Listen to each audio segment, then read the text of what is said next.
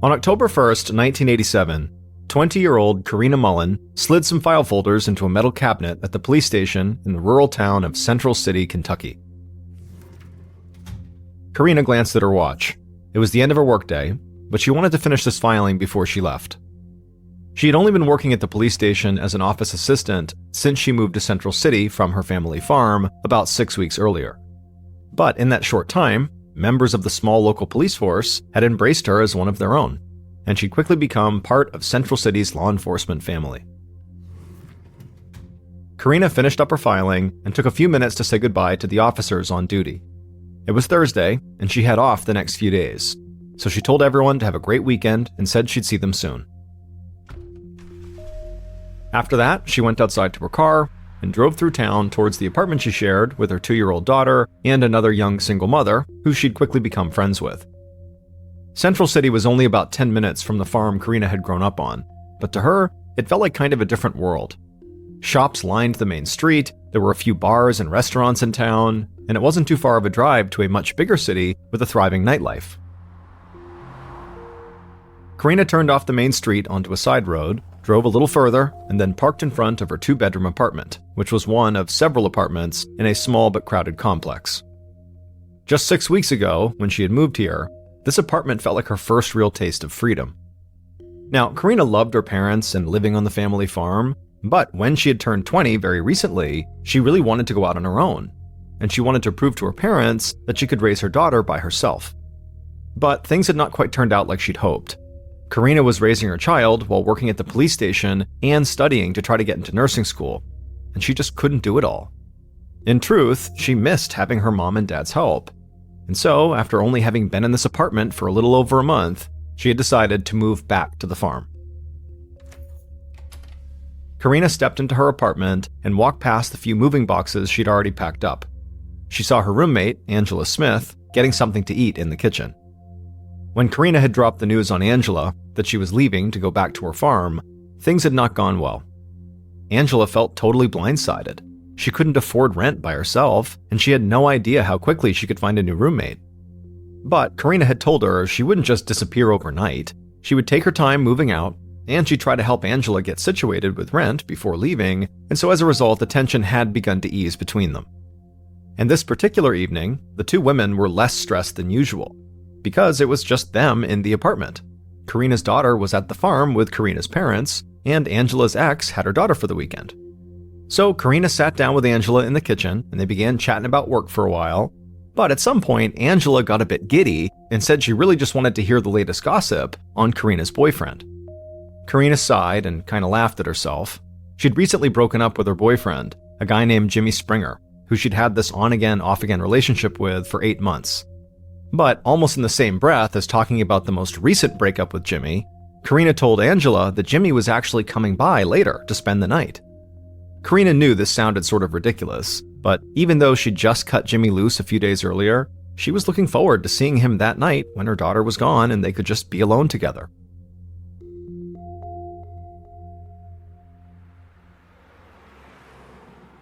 At 9 a.m. the following morning, October 2nd, a city worker was driving to a job not far from the center of town when he noticed something that seemed totally out of place. Behind the parking garage used by the Central City Street Department, he saw an old 1977 Chevrolet car. This didn't make much sense because people from town normally never parked over here, and he knew this car didn't belong to anyone who worked for the street department. The worker parked his truck and hopped out.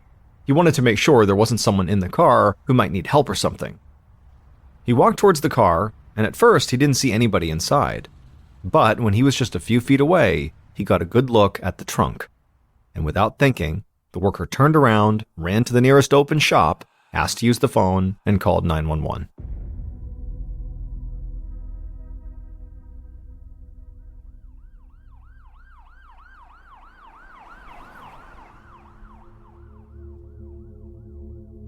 Minutes later, Lieutenant Billy Fields of the Central City Police Department arrived at the scene with several other local police officers. Fields got out of his car. He was in his mid-40s and was one of the most experienced cops on the force. He saw the parked 1977 Chevrolet, and from where he was standing, it was clear there were bloodstains on the outside of the trunk. When the other cops looked at Fields and then over at the car he had just stared at, it hit them why he was so upset. They all recognized the Chevy. It belonged to their co-worker and friend, Karina Mullen. Fields walked closer to the car, and he saw blood smears that went into the trunk, like whoever had been bleeding might actually be in the trunk. Lieutenant Fields noticed the trunk was not actually closed all the way, so he reached down and opened it, and as soon as he did, he shouted and just turned away. The other officers walked over to him and saw what he was looking at, and when they did, they all looked away too.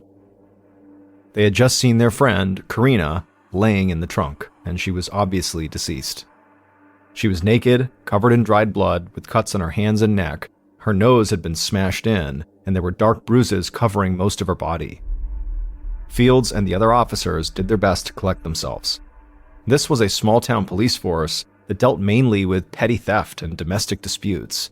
They occasionally had to tackle larger drug-related crimes in the area, but none of them had dealt with anything like this.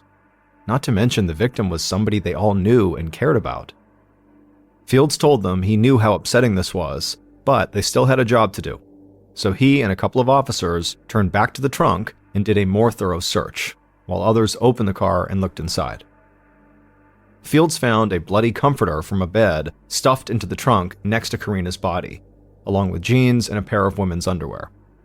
There was a lot of blood in the trunk, but Fields said there would be a lot more if she was actually killed in the trunk or in the car, versus being killed elsewhere and then moved to the car. The officers who had searched the rest of the car said they did find a few small bloodstains, but nothing that would indicate the attack had actually taken place inside the vehicle. So as a result, Lieutenant Fields and the others began to think that Karina must have been murdered somewhere else and then thrown into her trunk and dumped here.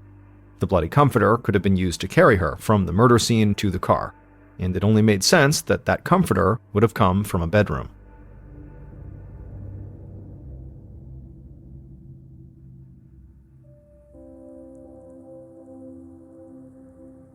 Later that day, after Karina's body had been removed from the trunk and the clothes and the bloody comforter had been bagged as evidence, Lieutenant Fields knocked on the front door of Karina's apartment. A young detective and several uniformed officers stood behind him. Karina's roommate, Angela, opened the door. Even though it was the afternoon, she looked like she'd either just rolled out of bed or hadn't slept all night.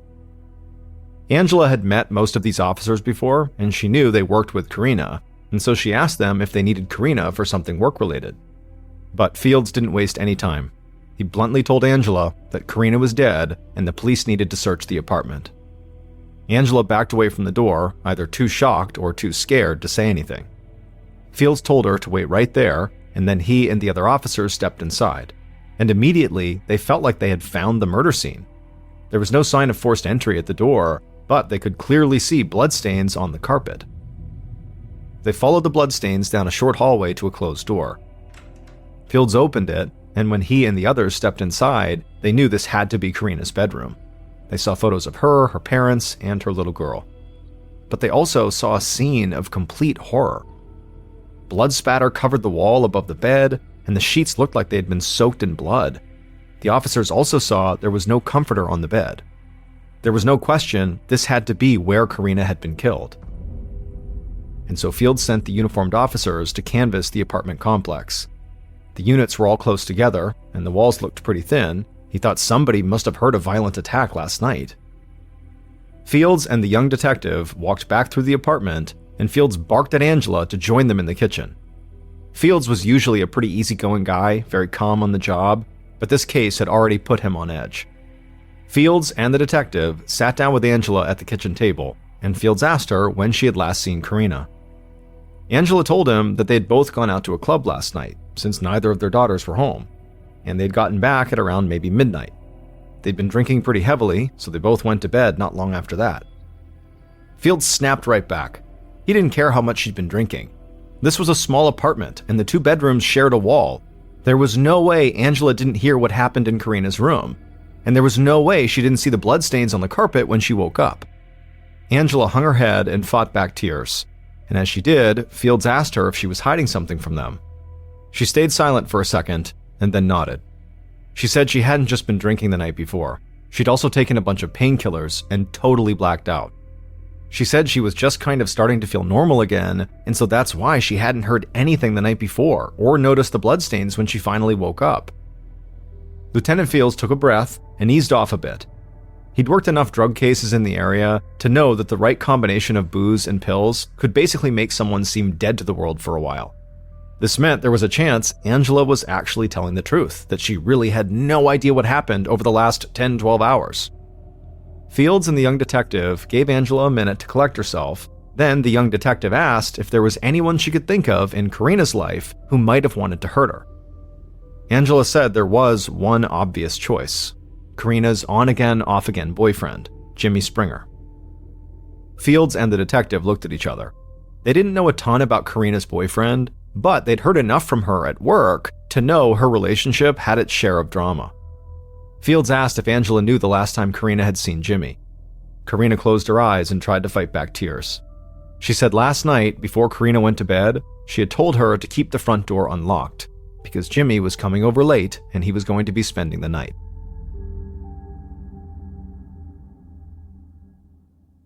After leaving the apartment, Lieutenant Fields caught up with the uniformed officers who'd canvassed the area, and they told him that nobody had heard anything strange last night. This made no sense. The complex was small and the walls looked thin. How had nobody heard anything? Fields said he would try to figure that out later. He told the young detective to go track Jimmy down and call him in for an interview. In the meantime, Fields would have to drive out to Karina's family farm. News of a violent crime like this in such a small town would spread fast, and he did not want Karina's parents to find out that their daughter had been murdered from the TV.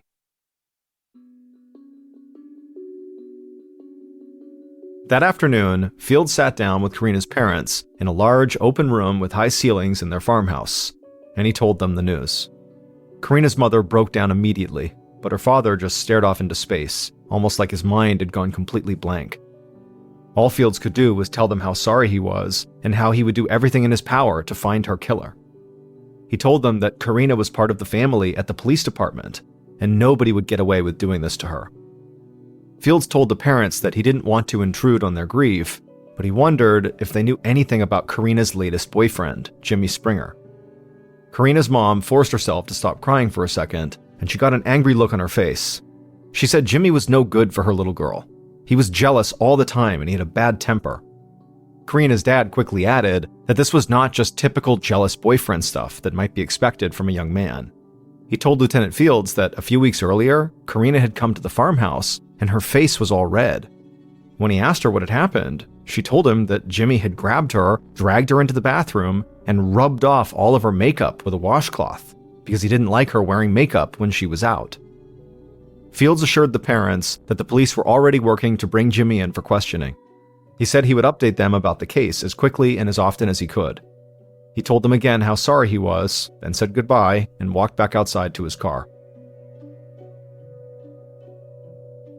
On the night of October 2nd, so a little over 12 hours after Karina's body had been found, Lieutenant Fields sat with the Central City Chief of Police and the county sheriff in an interview room at the sheriff's department.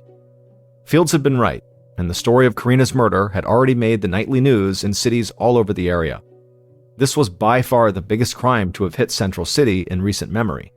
So the chief and the sheriff wanted to make sure they handled everything by the book and that they could control the story in the media as much as possible. Just then, a deputy led Jimmy Springer into the room. Jimmy was 19 years old, tall and skinny, and he wore jeans and a t-shirt. He currently lived a little less than 2 hours away in Nashville, Tennessee, but police had found him staying with a friend in Central City. Jimmy sat down, and right away the sheriff asked him if he knew why he was there. Jimmy had already heard about Karina, so he responded by saying he had nothing to do with her death. The police chief asked Jimmy where he'd been the night before, and Jimmy said he'd gone to a local bar with a couple of friends just to have a few beers. Afterward, he swung by Karina's apartment, but when he knocked on the door, nobody answered, so he headed to his friend's house and crashed there for the night. The chief didn't hold back. He told Jimmy he thought he was lying. Karina's roommate had told police she left the door unlocked for Jimmy, so why didn't he just walk in? Jimmy sat there for a second and began to shift in his seat uncomfortably, but he stuck to his story. The investigators kept pushing, but Jimmy didn't budge. He just kept saying he had nothing to do with Karina's murder. Now, despite the fact that everybody in that room thought Jimmy was not telling them everything, the chief and the sheriff recognized that they didn't really have any clear evidence tying Jimmy to the murder yet, so they let him go. This decision baffled Lieutenant Fields. He argued that they were just letting Karina's killer walk out the door.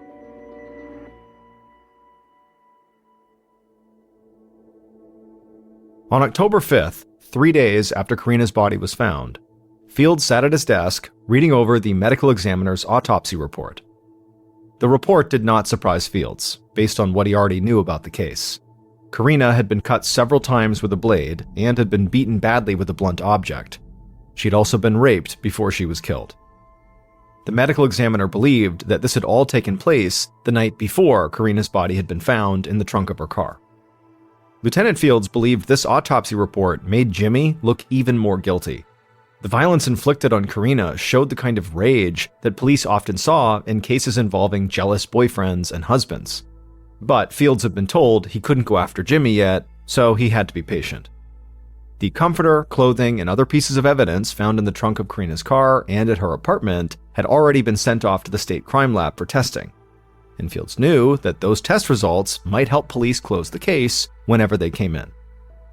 While Fields read over the autopsy report again, an officer approached his desk and told him he'd just come across something important that had somehow gone overlooked.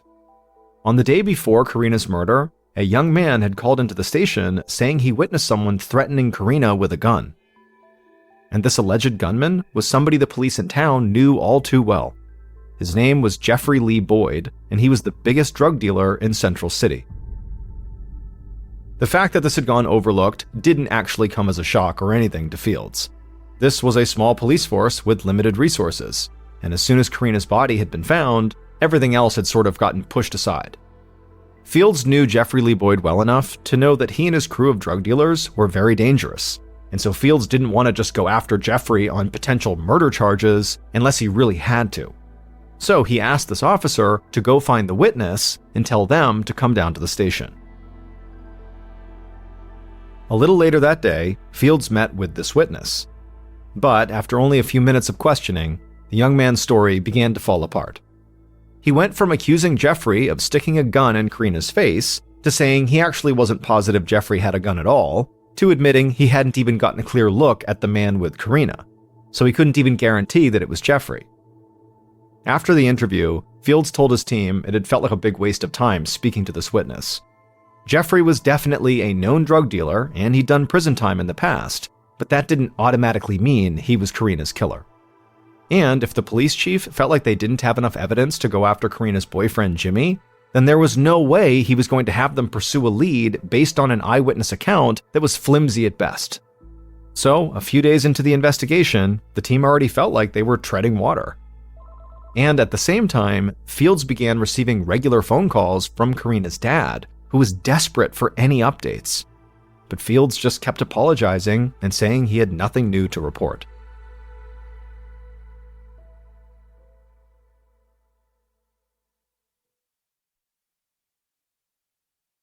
On October 28th, so almost a month after Karina's murder, the police chief called Lieutenant Fields into his office and told him he had some big news. He'd just gotten a call from police in Nashville, Tennessee, and they'd picked up Karina's boyfriend Jimmy for stealing a computer from his work. They were currently holding him on grand larceny charges, but Jimmy had been talking a lot about the murder in Central City, and so they wanted the chief to know. And now the chief and the sheriff were going to Nashville to question Jimmy again. Fields felt a rush of excitement. He said he knew they didn't have any test results from the lab yet, but he was sure Jimmy was their guy.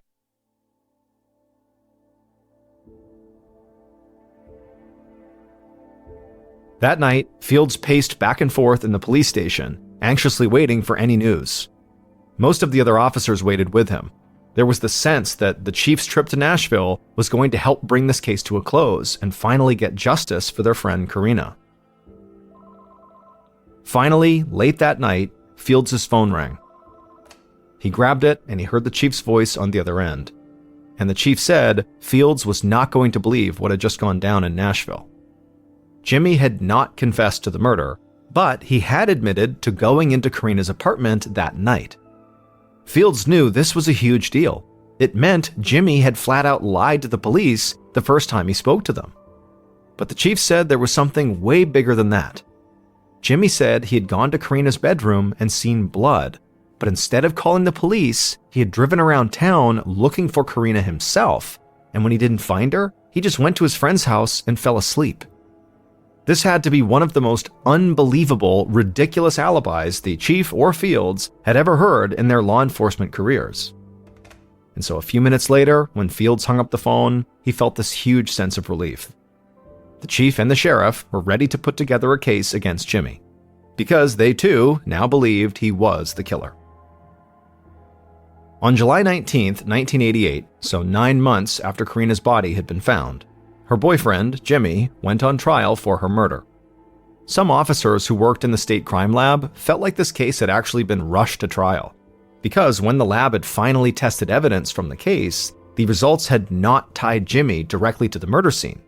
So the case against Jimmy was based entirely on circumstantial evidence. But Fields and other members of the Central City Police believed their case against Jimmy was still strong, and they expected a conviction. After a couple of days, the trial ended, and the jury deliberated for only an hour. Fields sat in the courtroom feeling a rush of anticipation as the jury foreman read the verdict, and Fields heard the words, "Not guilty." Fields felt like he had just gotten the wind completely knocked out of him. He'd spent a huge part of almost a year doing everything he could to ensure that Jimmy would go to prison for killing Karina. Now, any hope of that was gone. The police officers filed out of the courtroom feeling utterly defeated and like they had failed their friend and her family. And with 9 months of work basically erased, they had no idea where to restart the investigation. During the weeks following Jimmy's trial, Lieutenant Fields felt like he was scrambling. But he and his team did decide to revisit the possibility that the killer could be Jeffrey Lee Boyd, that drug dealer who may or may not have threatened Karina with a gun. And this time, when they looked into it, they discovered something new about Jeffrey. He was close friends, and maybe even lovers, with Karina's roommate, Angela. The team immediately went back to their early notes from the case, and they quickly found something else they had missed. The medical examiner's toxicology report made it clear that no alcohol or drugs were present in Karina's body when she was killed. But Angela had told Fields and the other detective that she and Karina had been drinking heavily the night of the murder. Fields said he was frustrated with himself. These oversights could be chalked up to a small team handling a case that might be too big for them, but he apologized for what he saw as a massive misstep on his part.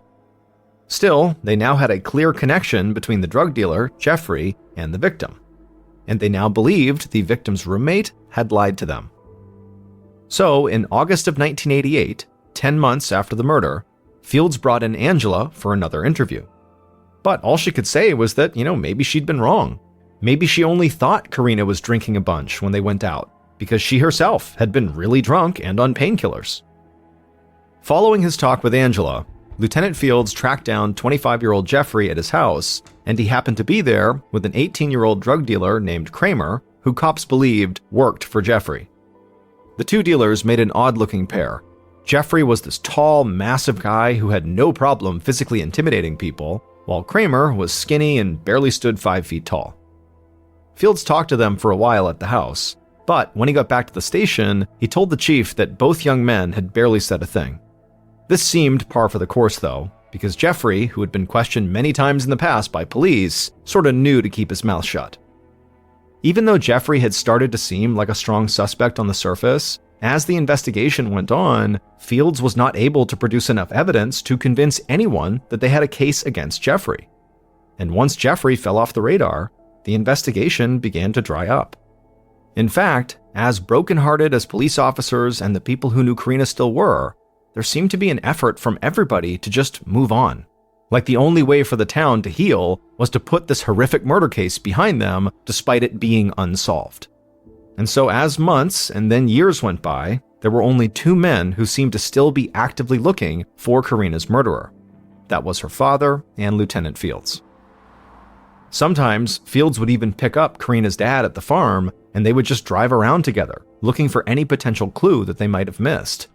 But those clues never surfaced, and the years kept passing by. Eventually, Lieutenant Fields retired from the force, and then once Fields was gone, Karina's dad convinced the state police to pick up the investigation. And they tried for a time to solve the murder, but eventually, they also let the case go. Finally, after over a decade of searching, Karina's mom convinced her husband that he needed to drop the case too. They could not spend the rest of their lives hunting for a killer that nobody could find. That is not what Karina would have wanted for them.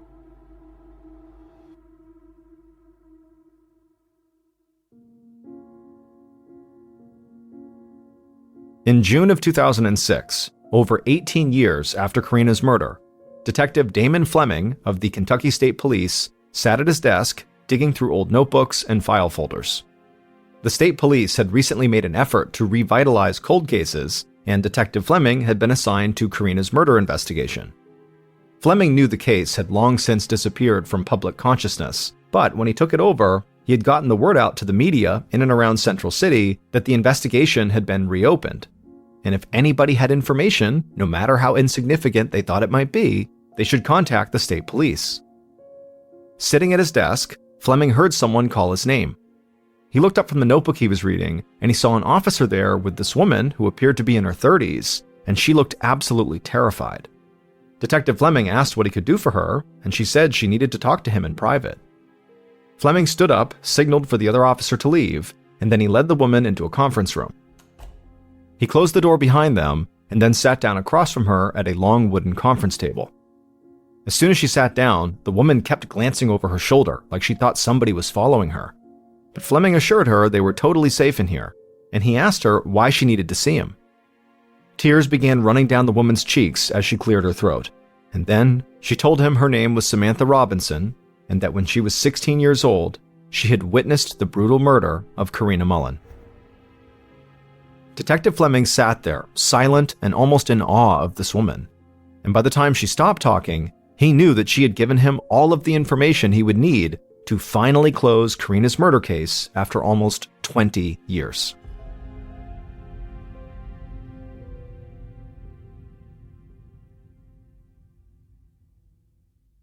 Based on Samantha's story and evidence and interviews from multiple investigations conducted over 18 years, this is what police believe happened to Karina on the night of October 1st, 1987.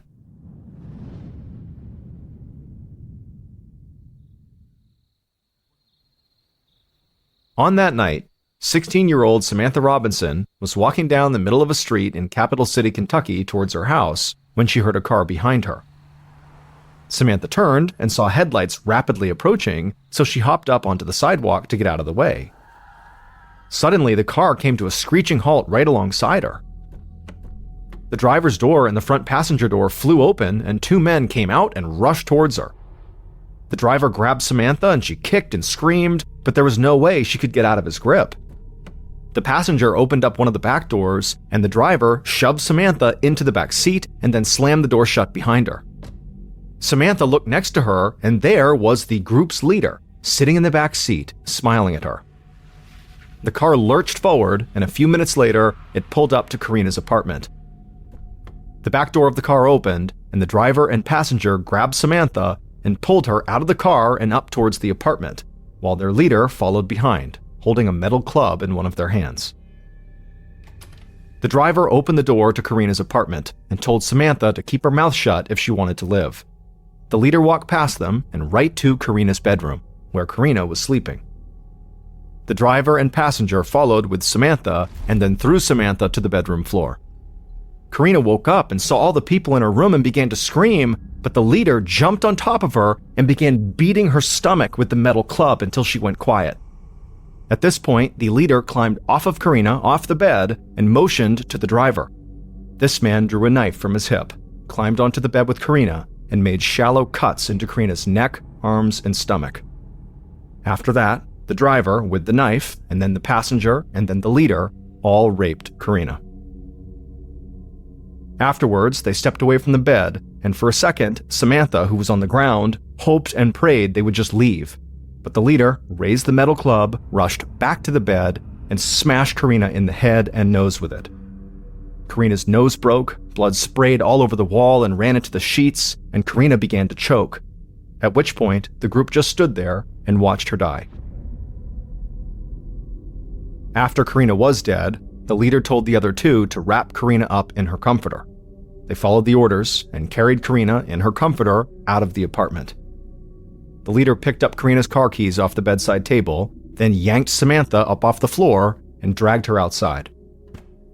The leader opened up the trunk of Karina's '77 Chevrolet that was parked out front and told the others to dump Karina inside of it.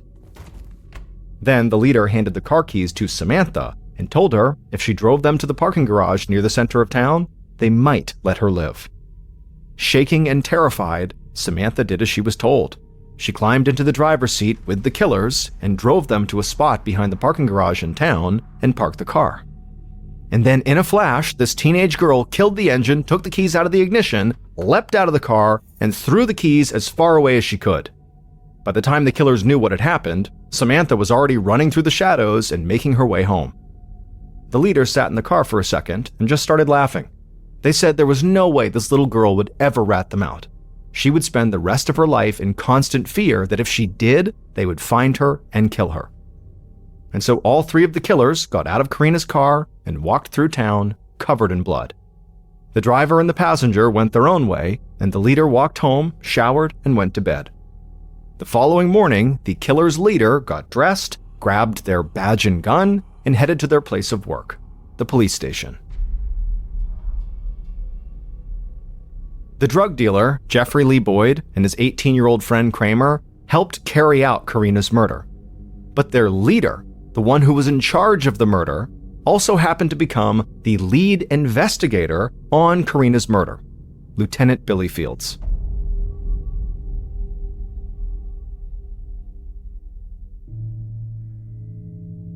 It would turn out Lieutenant Fields was at the top of the drug trade in Central City, giving out orders and providing police cover while Jeffrey ran things on the street. But Jeffrey just couldn't keep quiet. One day, while he was hanging out with Karina's roommate, Angela, he let it slip that he had cops working with him and protecting him, and Karina heard all of this. Jeffrey quickly realized he'd made a huge mistake, so the day before the murder, he got his gun and threatened to kill Karina if she talked, just like the witness described seeing. But Fields thought that was not enough. The only way to be sure they would not get caught was to kill her. Fields and Jeffrey were sadistic, though. Murder wasn't enough for them. So when they were driving to Karina's and saw that teenager Samantha on the street, they decided to grab her and make her watch what happened next. And what happened next is they raped and killed Karina and forced Kramer to participate. But Karina's roommate Angela had been in her bedroom and heard everything that night. But they threatened to kill her if she talked. Jeffrey came up with the story about Angela and Karina going out and drinking and taking pills for Angela to tell the police. Fields also told Jeffrey to threaten everybody who lived in that apartment complex. That's why when they were asked by police, all those neighbors said they didn't hear anything. After that, Fields made sure to personally overlook whatever needed to be overlooked in the investigation in order to steer it away from him and his partners. Karina's boyfriend Jimmy almost turned out to be the perfect patsy for Fields. But in court, Jimmy's lawyers argued that police had bullied and manipulated him into saying things that were not true, and so he was acquitted. And after Jimmy was found not guilty, Lieutenant Fields led the investigation into his own accomplices, but he made sure to steal evidence from the police station to make sure his accomplices didn't actually look guilty, so eventually the case went cold. It would take almost 20 years for Samantha to finally get over her fear of Fields and Jeffrey. When she heard the case had been reopened, she went straight to the state police and told them everything. She said she owed it to Karina.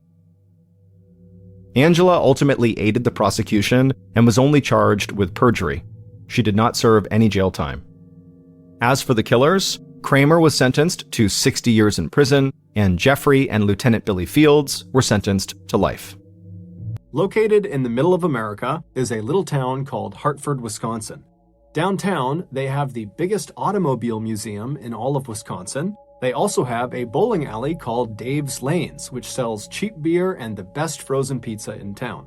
Around the corner from the museum and Dave's Lanes are two other very popular local spots. One is called Scoop DeVille, which is an ice cream parlor that's themed like it's the 1950s, and they specialize in raspberry sundaes.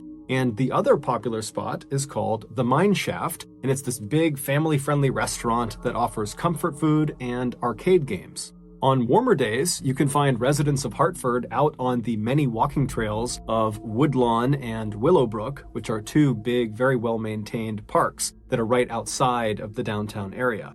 And on virtually any day, whether it's warm or cold, you can find Hartford residents packed into the Shower Arts Center, which is a local theater, to watch the local theater troupe perform.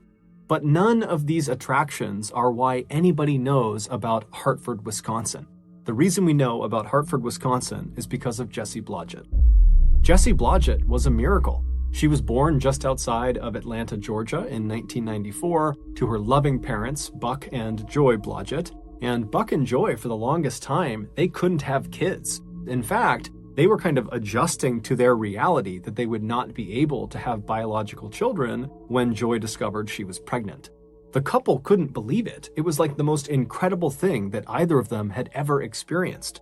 Joy would give birth to Jessie at home with no drugs, no doctors, just Buck, his mom, and a midwife. And when little Jessie poked her head into the world for the first time, Buck and Joy fell instantly in love with her.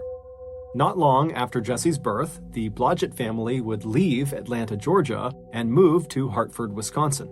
And it was there, inside of their modest two-story home, about 5 minutes' drive from the downtown, that Jessie would grow up. And it was also inside of that modest two-story home where many years later, Jessie would come face-to-face with a monster. Jessie was always someone the other kids looked up to. She was a brilliant musician who could sing and she could play the piano and the violin. One of her very close friends growing up, a girl named Jacqueline Knights, said that whenever she went over to Jessie's house, she would walk in and have to yell at the top of her lungs just to get Jessie's attention because Jessie was permanently playing the piano. But Jessie's musical talents were not the only reason people were attracted to her.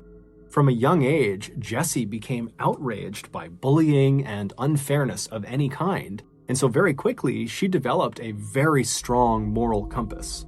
She became a fierce defender of animal rights, environmentalism, sustainability, social justice, and ultimately ending violence against women.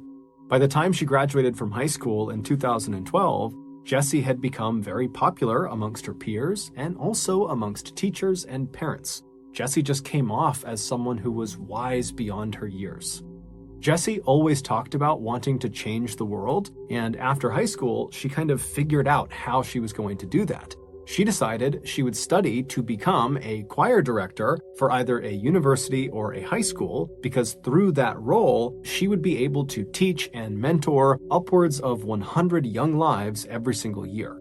So in the fall of 2012, Jessie would leave Hartford and head off to the University of Wisconsin in Milwaukee, which is about an hour southeast of Hartford, and there she would enroll in their musical education program. And during that first year at the school, Jessie did so well in that program that she was offered a talent scholarship for the following year. After wrapping up her incredibly successful freshman year in college, Jessie came back to Hartford, Wisconsin to live with her parents for the summer. Now, unlike other college kids that were back home for the summer, Jessie was not treating this break like it was a vacation. Instead, she decided she would just jump right into her musical education career. And so as soon as she got home, she started her own business, teaching voice and piano and violin to kids in Hartford. And within weeks of starting this brand new business, she had over 25 kids signed up. When Jessie wasn't teaching that summer, she was often writing original music with her friend Dan Bartelt, who was also a very talented local musician. Or when she wasn't doing that, she was rehearsing at the Shower Arts Center, where that summer she had auditioned for and landed a central role in that summer's musical, The Fiddler on the Roof. Jessie was the fiddler, and she was very excited about this. The musical opened to a packed house on Friday, July 12th at 7:30 p.m., and Jessie and the rest of her cast were incredible. And then the next night, July 13th, Saturday, they had another big performance at 7:30 as well. And then on Sunday, July 14th, they had a matinee performance at 2 p.m. After that matinee, Jessie and the rest of her castmates headed off to another cast member's house who had a pool, and they had a big pool party to celebrate the end of their opening weekend. And during this party, Jessie spent half of her time sitting around the pool with her castmates, and the other half of the time she spent petting llamas that were in a nearby field. Jessie would finally leave the party and get back to her parents' house sometime after midnight, and when she went inside, her mother, Joy, was still awake. And so when Joy heard her daughter, she came out to the front of the house, and she was getting ready to ask Jessie, how was the party, when she noticed right away that something was off about Jessie. She looked upset about something. And so Joy asked her, are you okay?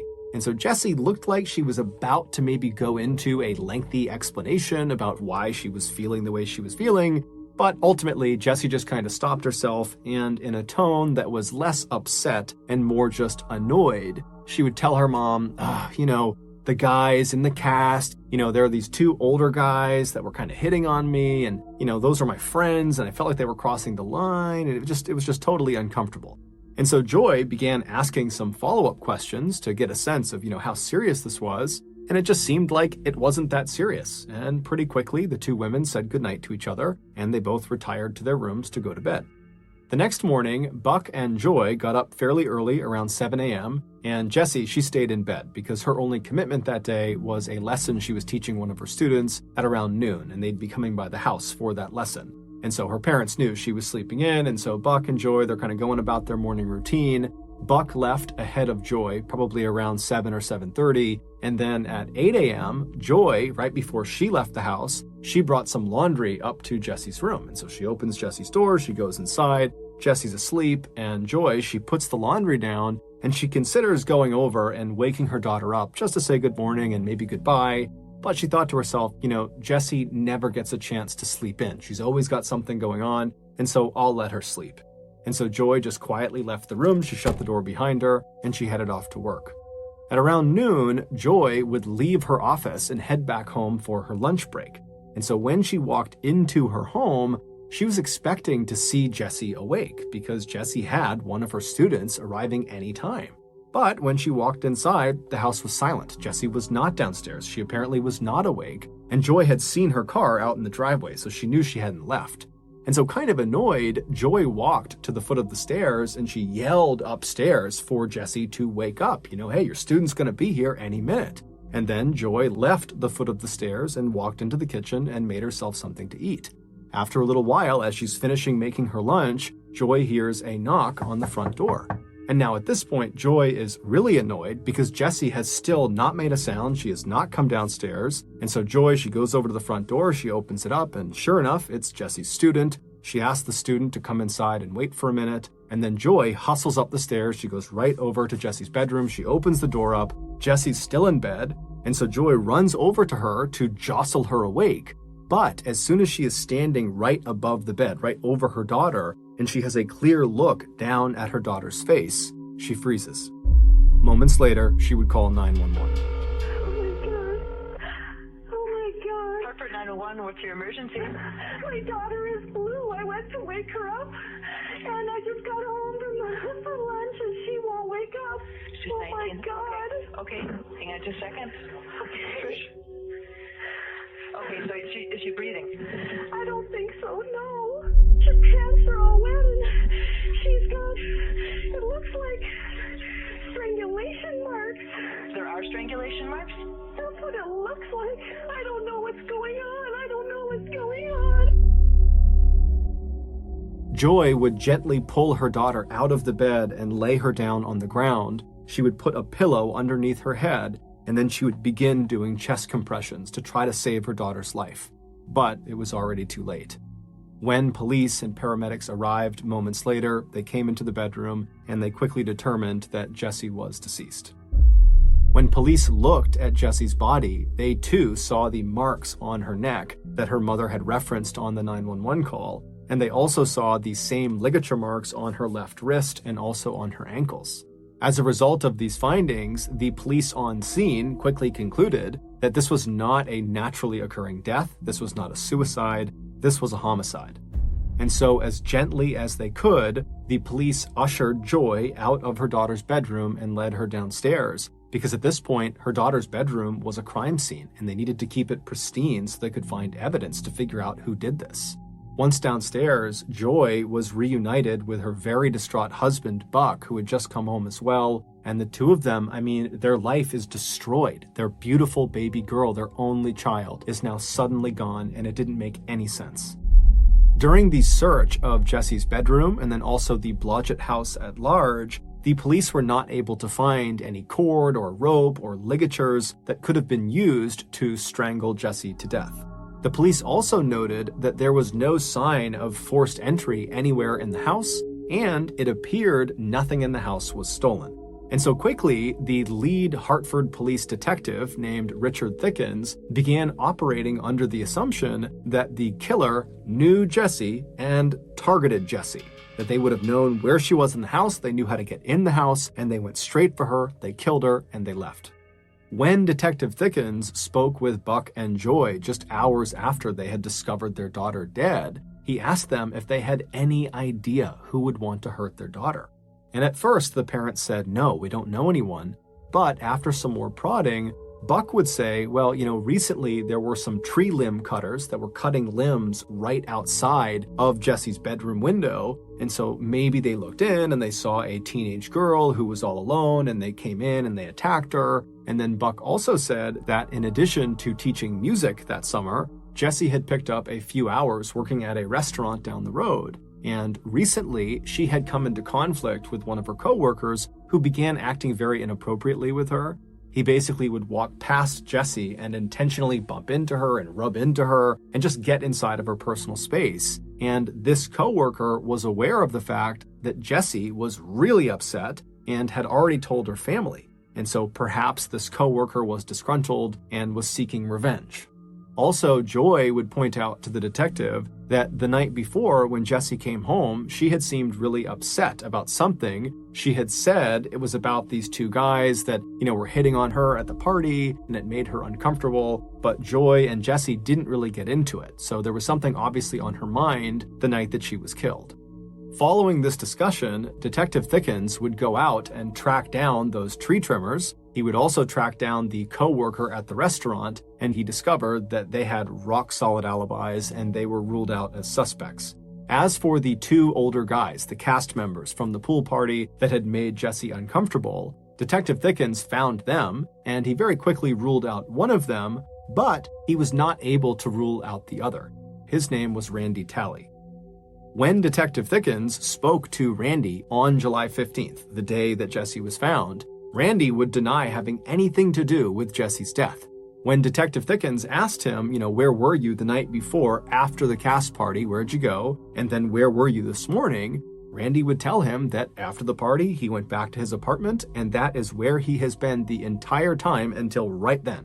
When Detective Thickens asked him if there was anyone that could corroborate his story, Randy said no, he was alone in his apartment the entire time. Shortly after speaking with Randy, the police were still searching Jesse's bedroom for evidence, and they discovered her diary. And her final entry in this diary only made Randy seem more suspicious. Despite downplaying the incident that Jesse had had with these two older cast members at the pool party, after Jesse had spoken with her mom briefly when she got back from the party, she had gone up to her room and then made this final diary entry. And in it, she talks about being really upset about what these two guys had done to her. She said that these two guys were corrupting her and that they were taking what should be platonic love and perverting it into a competition. Her closing lines seemed to indicate that she might have been expecting some sort of future confrontation with these two guys. The lines read, "I am not helpless. I will recognize problems and confront them without fear. God be with me."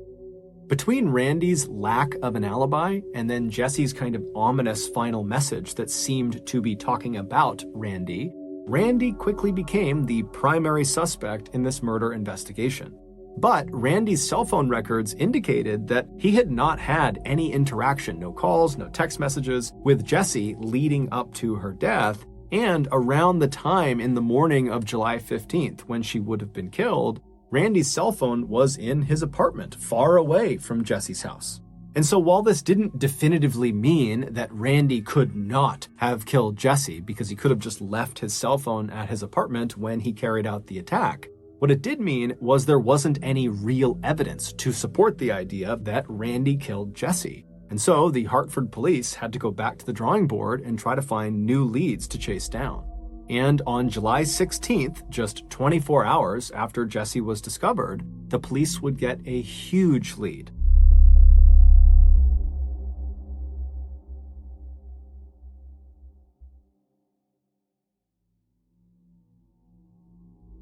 Three days before Jesse was killed, a young woman about the same age as Jesse, named Melissa Richards, decided to take her dog for a walk in a park in Richfield, Wisconsin, which is a small town about 10 miles southeast of Hartford. When Melissa pulled her car into the dirt parking lot that connected to the walking trail she intended to go on, she noticed there was only one other car parked in this lot, and it was immediately on her left, pointed nose away from the entrance. It was this blue minivan. And so as she's driving in, she looked over at it and she noticed the driver had their legs poking out of the driver's side window as if they were laying down across the front seats. And so this didn't really matter to Melissa, but she definitely took note of this person in this van. And so she drives past the blue van on her left. She drives all the way across to the other side of the dirt lot. She parks her car, she hops out, she gets her little dog Remy out of the car, and then she walks away from the parking lot and heads onto the walking trail into the woods. The trail that she was walking on was basically a big loop that ended at the entrance to the dirt parking lot. And so when she was done with her walk, she would be walking directly across the entire parking lot, which would mean she would be walking on foot past that blue minivan if it was still there when she was done. And so Melissa does a 30-minute loop. She gets all the way around and she reaches the entrance to the parking lot, and she sees the blue minivan is still parked where it was, except the driver no longer has their feet poking out of the window. Now she can't see if there's anybody in the van at all. And so Melissa, again, she's not really thinking about this. It's crossing her mind, but she's not on edge about this van. And so she lets go of the leash of Remy, and Remy starts running to the car, and Melissa pulls out her key fob and she opens up the trunk to the car. And so Remy runs over, he leaps into the car, and then Melissa just continues to walk across the lot towards her vehicle. And when Melissa walks just far enough that she is past the blue minivan, she turns to look at it and she sees the person who had been sticking their legs out of the window, the driver, is now sitting in the passenger seat of the blue minivan. The door is open and this person is sitting there staring at Melissa. And so Melissa, she makes quick eye contact with this person and immediately averts her gaze. She doesn't want to be rude, and she just keeps on walking towards her vehicle. But again, she's not worried about what's happening with this van. She's just aware of this person and this van.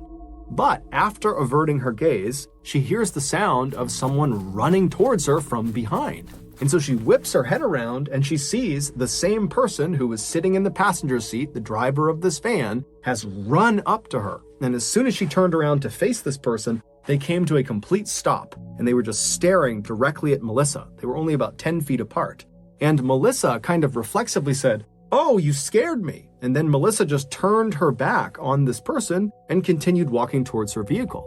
And after taking only a couple of steps, once again, she heard the sound of this person behind her start running towards her. And immediately she whips her head around again and again. This person comes to an abrupt stop as soon as Melissa's looking at them. Except now Melissa knows something's not right. And worst of all, she looks down and in this person's right hand by their hip is a knife. A split second later, this person charges Melissa. They tackle Melissa to the ground. Melissa smashes down onto her stomach and she's pinned on her stomach. And this person, they attempt to stab Melissa, but Melissa fights back like mad. She turns over and she grabs the blade of the knife and she wrestles it away from her attacker, and she pulls the knife under her body and she puts it under all of her weight. And the attacker is so surprised that this has happened, they actually stop for a second before kind of reaching down and trying to yank the knife out from underneath Melissa, but Melissa is not letting it go. And so finally the attacker just kind of sits up on her back and says, "Can I just go?" And Melissa says, "No." But at that exact moment, the attacker leapt up and started running back towards the blue minivan. And so Melissa, she's not waiting around to see what they're going to do. And so she jumps up. She's still got the knife in her hand. Her hands are completely ruined. Melissa runs to her car. She leaps inside. She throws the bloody knife onto the floorboard of the passenger seat. After making sure Remy is in the car with her, she shuts the back hatch, she locks the doors, and then she turns around and she sees her attacker in the van peeling out of the lot driving away. And so Melissa is relieved, but she also just wants to get the heck away from where she is right now. She's totally alone. And so she fires up her car and she drives to the hospital.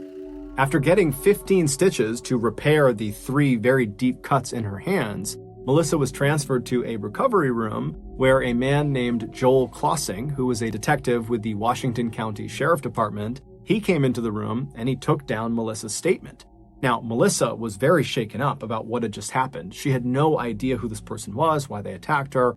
But despite being shaken up, Melissa had the most incredible memory of the event. She knew exactly what her attacker looked like, all the little details, and she knew everything about the vehicle, to include the fact that she knew it was a Dodge Caravan minivan. So she knew the exact type of car, and she guessed it was probably from the years 2000 to 2002.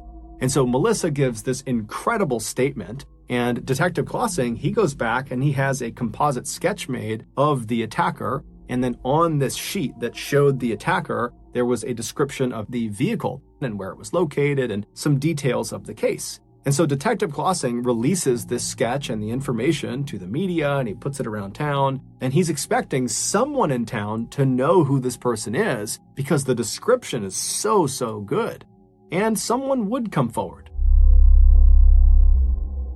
On July 16th, so one day after Jesse had been killed, a deputy from the Washington County Sheriff Department, he came forward and said, "Hey, I saw your flyer and I read the description Melissa gave about the type of vehicle this person was using, and I have seen that vehicle parked in the exact same spot in that park. I was there a couple of weeks ago. I saw it there. There was something weird about it. The driver was acting strange. And so I actually ran the license plates to see if there was some outstanding warrants or something going on with this person. But after I ran the plates, nothing came up. And so I kind of just forgot about it. But now I've read this description and I'm pretty convinced it's the same exact vehicle. And so I can pull those plates that I ran and we can see who owned that vehicle and, maybe it's a match." And so the deputy, he pulls up the information that he had pulled from the license plates of the van he had seen a couple of weeks earlier. And when they looked at the owner of that minivan, there was just no way they matched the description that Melissa gave. It just could not be the same person. And so briefly, Detective Klossing and the deputy believed that, okay, it was just some big coincidence that a very similar blue minivan was parked in the exact same spot a couple of weeks apart. But when Detective Klossing looked a little bit deeper into who the owner of that vehicle was, he would discover they had a relative that matched exactly the description that Melissa gave of her attacker. And so on the afternoon of July 16th, so one day after Jesse has been killed, Detective Klossing tracks down the phone number of the relative who looks exactly like the attacker, and he punches that number into his cell phone and he put the phone to his ear. At the same time, 10 miles to the northwest, Buck and Joy Blodgett were hosting a vigil for their daughter in their home. And so all of Jesse's very close friends and family, they were all there in the living room, and they were sitting around in a big circle, crying together, grieving together, and then also sharing their favorite memories of Jesse. And so while they're all doing that, a phone starts to ring inside of the circle. And the owner of that phone, 19-year-old Daniel Bartelt, who was a very close friend of Jesse's and who had spent much of that summer coming over to the Blodgett household to make original music with Jesse, he stands up and he walks quietly away from the group, and then he answers the phone, and it's Detective Klossing asking Daniel to come into the station to talk about Melissa Richards. Daniel would make his way to the police station that afternoon, and he would be interviewed by Detective Klossing and another detective. And even though they had brought Daniel in to talk to him about Melissa Richards, it was not lost on these detectives how strange it was that Daniel is at the home of a recently murdered young woman where that case is unsolved, and he is now the suspect of another attack on another young woman that happened only a couple of days earlier and only a couple of miles away. And so as soon as Daniel sits down, Detective Clausing kind of casually asks him, hey, why were you at Jesse Blodgett's house when I called you? And Daniel would say, well, I'm very close with Jesse, and so we were there as part of her vigil because she was killed yesterday. And so the detective kind of did gradually shift to Melissa Richards, which Daniel would say he had nothing to do with. But as they began asking him questions about Melissa, Detective Clausing and the other detective noticed that there were cuts on Daniel's hands. And so they kind of cut him off and they asked Daniel, how'd you get these cuts on your hands? And Daniel was very quick to say, well, I got them at work. A screw kind of jutted out and cut my hands. I move inventory around in a back room of an engineering company. That's my job. And, I just cut my hand at work. And so at that point, the police began really asking very pointed questions about exactly how he hurt his hands and what exactly did he do at his job. And at some point, when it just seemed like there was something off about his story about how he hurt himself, one of the detectives just says to Daniel, if I were to call your employer, this engineering company, would they say you, Daniel, are currently employed with them? And Daniel, he kind of paused for a minute and then said, no, I actually lost my job several weeks ago. And so now the detectives knew he had to be lying about how he cut his hand because he's just told them that he hurt it at work recently, but he wasn't employed recently. And so Detective Clausing kind of leans in and says, Daniel, so how'd you really hurt your hand? And so Daniel, he begins talking about how he cut it cooking. And Detective Clausing is like, Daniel, nobody would lie about cutting their hand cooking. So why don't you just tell us the truth? And amazingly, Daniel would. He would admit after some serious pressure that he hurt himself attacking Melissa Richards. He told detectives that after he lost his job a few weeks earlier, he didn't want his parents to know he had lost his job, and so he had just continued getting up early and leaving the house and coming back later in the day, kind of acting like he had been at work all day, when in reality all he was doing was driving around town and sometimes going to parks and just sitting in parking spots in parks. And so on July 12th, the day that Melissa was attacked, that's exactly what Daniel was doing. He was pretending to be at work by sitting in that parking space in that dirt lot in Richfield, and at some point, he saw Melissa, and he decided he just wanted to attack her. He told detectives that recently he had become overwhelmed in college, and so he had dropped out, and then he lost his job, and so combined, he was just feeling kind of scared of life. That's how he described it. And so he wanted somebody else to feel scared too, and so that was why he said he attacked Melissa.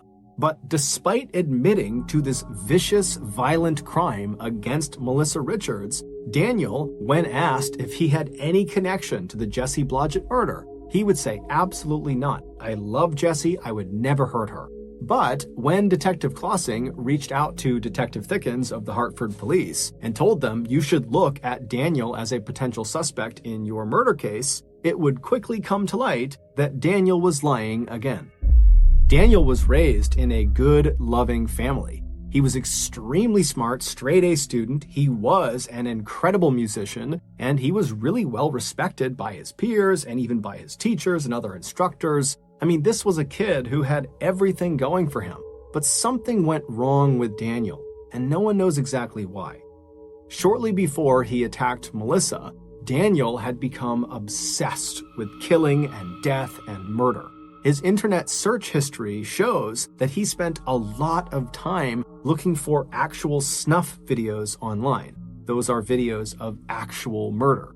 He also spent a lot of time looking up serial killers and spree killers, and he was especially interested in anybody who killed lots and lots of women. And then finally, right before he would attack Melissa, Daniel, based on his search history, had discovered this one particular pornographic snuff film, and it was of this woman who was all tied up and hogtied, and after being assaulted, she was strangled. And Daniel watched this video over and over and over and over again. On that day, July 12th, as Daniel is pretending to be at work, he's sitting in his car, he looks out and he sees Melissa, she's all alone, and something clicks in his head where he decides he's gonna go reenact that wretched pornographic snuff film on Melissa. And so Melissa was likely just at the wrong place at the wrong time. Recovered in that dirt parking lot after the attack was this special, very strong tape that had been in Daniel's pockets during the attack. It had just fallen out. And so it's believed he was going to use that tape to subdue Melissa and then abduct her. But obviously Melissa fought back, and Daniel got spooked and ran off. 3 days later, on July 15th, it's believed that Daniel decided he wanted to try again. He wanted to act out this pornographic snuff film, but in real life. And this time, he wasn't going to leave it up to some random victim. He needed his victim to be totally helpless. He needed his victim not to fight back. And who better than 19-year-old Jesse Blodgett, his close friend who inherently trusted him and would easily let him into her house, into her bedroom. It wouldn't matter if she was all alone because she felt safe around him. Based on eyewitness testimony of someone who was driving through the Blodgett neighborhood on the morning that Jesse was killed, it's believed Daniel arrived in the driveway of the Blodgett household just a few minutes after Buck and Joy had left for work. And so he pulled into the driveway knowing that Jesse was all alone. We don't know exactly what happened inside of that house. We don't know if Jesse came down and opened the door or if she was still upstairs sleeping. But Daniel, he entered the house, and when he went inside, he was prepared for what he was about to do. He literally had a bag full of supplies. Things like that special tape, there were ligatures, cords, ropes, there was alcohol wipes, zip ties, and so he makes his way upstairs to Jesse's bedroom, and then once he's in there, we don't know if Jesse was awake or sleeping at this time, but either way, Daniel jumped on top of her and immediately put a homemade ball gag into her mouth and then wrapped that special tape around her head to make sure the gag stayed in her mouth. And then once she couldn't make a sound, he bound her wrists and her ankles and he hogtied her, and then he viciously assaulted her, and then after he was done, he wrapped some cord around her neck and he strangled her to death.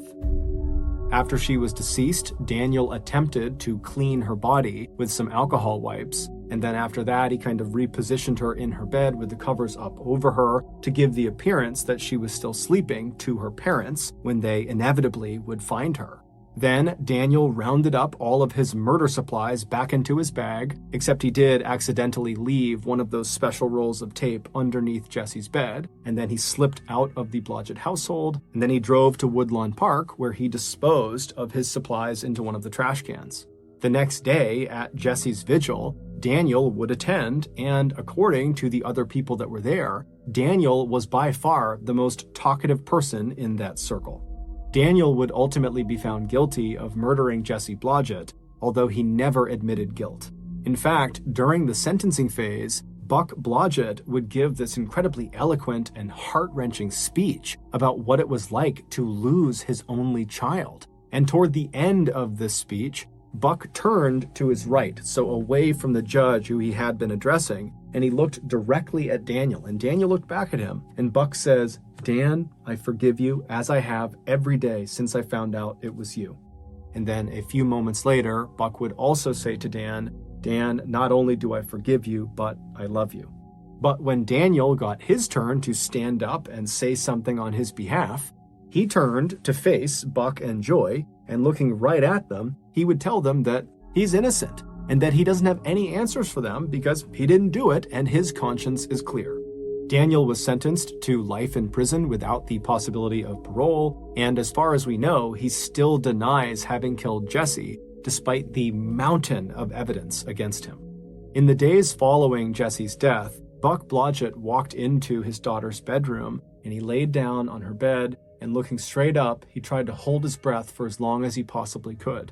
And as he began to struggle, he started to imagine what it was like for his poor daughter in her final moments as she's being murdered, and it just crushed him. He thought to himself, I wasn't there for my little girl when she needed me the most. But instead of just carrying that terrible burden around with him for the rest of his life, Buck and his family decided they had to do something to honor their daughter's memory and maybe even change the world, which was something that Jesse always talked about wanting to do. And so Buck would go on to start the Love is Greater Than Hate project, which is this incredible charity whose mission is designed to end male-on-female violence and to inspire love over hate. Buck's charity is a recipient of a MrBallen's Foundation grant, and if you have been moved by the story in some way, I would highly encourage you to contribute to Buck's charity.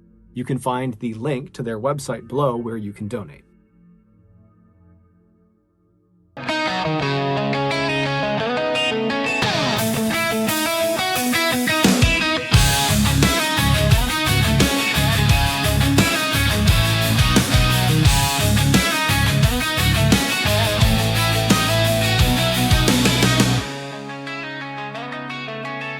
The wind is howling, it tears through the night. I stand alone, but I'm holding tight to a flicker, a spark, a flame that won't die.